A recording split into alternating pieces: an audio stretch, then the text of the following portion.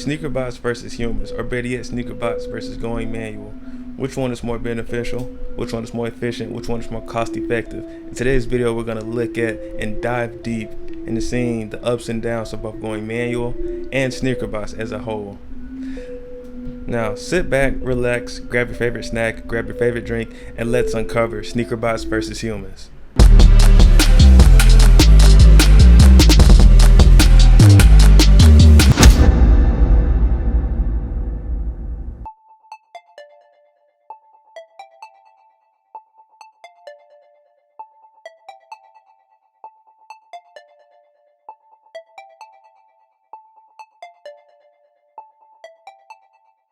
Over the last few years, sneaker bots have really came in and dominated the resale sneaker game.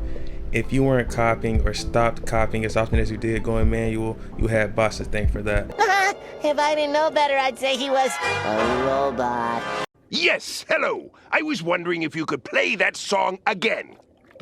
Which one, man? The one that goes bee boo boo bop boo boo beep. Just like me, when I first started off in the sneaker game and reselling in general, I was strictly manual. I didn't do anything but manual.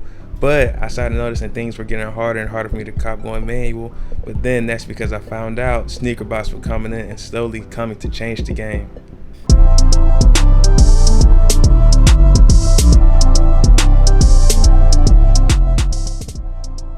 Now, a lot of people wonder what the heck are sneaker bots and where did they come from? Sneaker bots are automated programs that are built from the ground up using different coding languages. This can be built using Python, C#, C++. The possibilities are endless, and they are used to, for example, cop a plane, buy some shoes, buy a pair of pants. Literally, the possibilities are endless for what you can do with bots.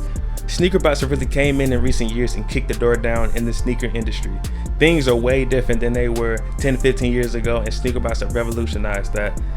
Manual people who go manual 100% of the time can still cop.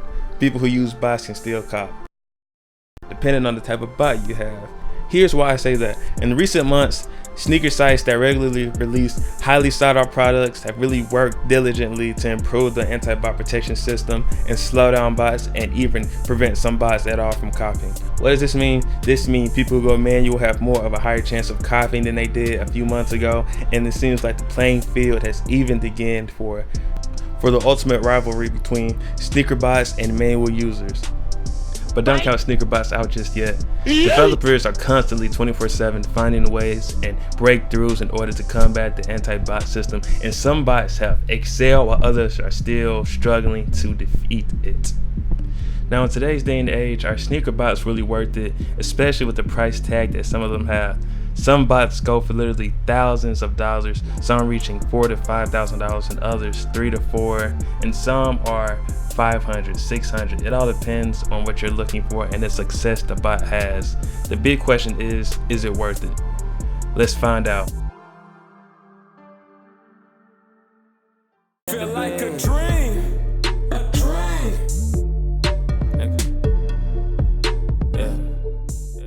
Now, when you take into consideration the upkeep of keeping bots up and running alongside the price tag or how much it costs, things can get a little dicey. The reason I say that is because on top of having to pay thousands of dollars for that bot, you have to pay renewal, you have to pay for proxies, a server, and so on and so forth.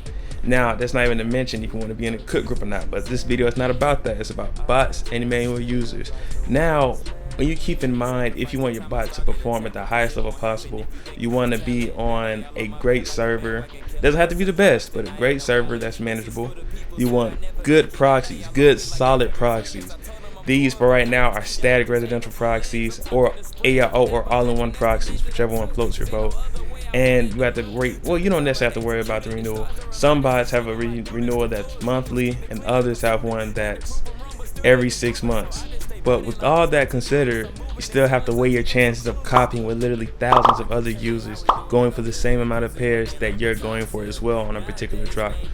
And these can be very, very limited, ranging from only 20 to 30 pair at times, and some can be thousands of pair, so everyone gets to cook. Are you willing to make that sacrifice?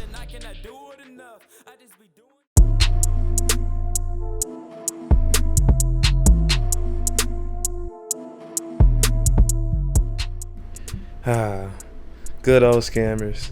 The two-time conniving, shoestring untying, backstabbing clowns that are good for nothing besides being your fake friend trying to get something from you.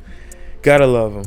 You have to watch out for scammers in this community. They are a dime a dozen of them out there, especially dealing with bots. A lot of people do not use their real facial profiles. A lot of them don't even have profiles on themselves, so it's easy for them to mask their identity and pretend like they're someone they're not, or even pretend to be your friend, or pretend like they can trust you or something. Please be very, very cautious when dealing business with bots. That is very, very crucial. Some people offer too good of deals to be true, and people get scammed that way. People try to act like they're your friends and that you can trust them. They get scammed that way. People try to do business without a middleman. Always use a middleman no matter what. I don't care. Always use a middleman. That is extremely crucial and very, very important to you not getting scammed. Scammers are out there a dime a dozen, especially in this sneaker buying community, so you have to be very, very, very cautious out there.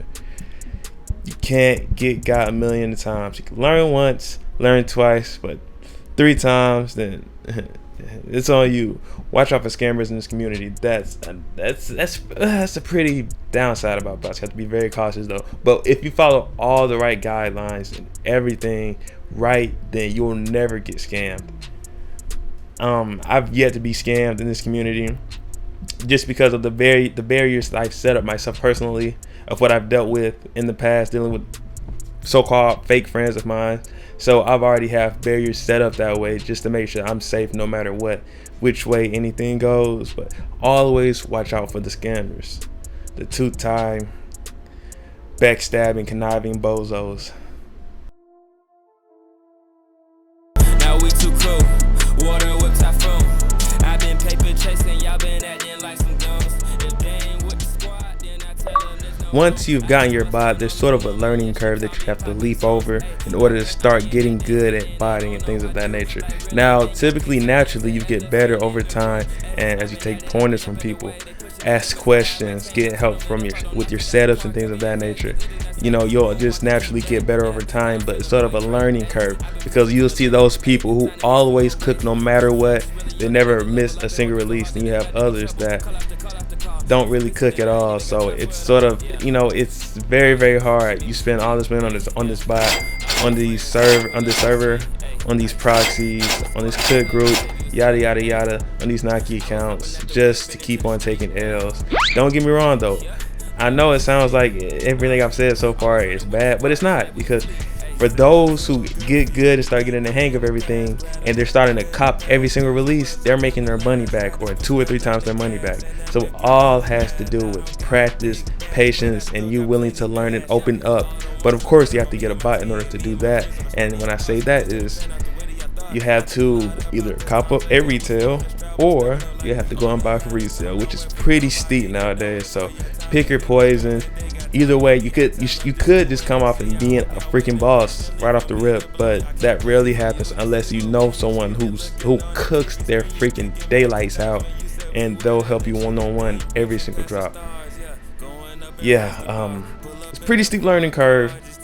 Not really that steep, but you still have to overcome it if you want to really get into botting and do great, and you want to succeed in purchasing whatever product you want to get that's a little bit more harder and sought out to get.